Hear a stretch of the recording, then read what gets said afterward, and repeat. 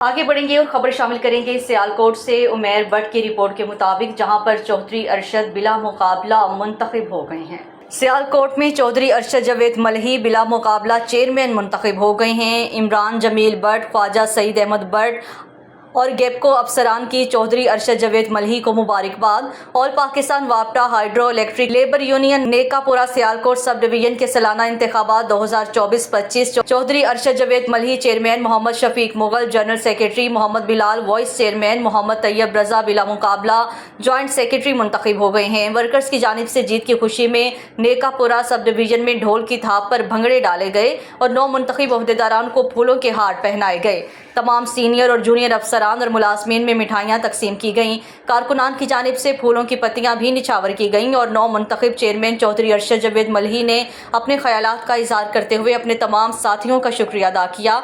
उन्होंने मुझे और मेरी टीम को बिला मुकाबला मुंतखब करवाया। इंशाअल्लाह तमाम वर्कर्स के दरीना मसाइल तरजीही बुनियादों पर हल किए जाएंगे।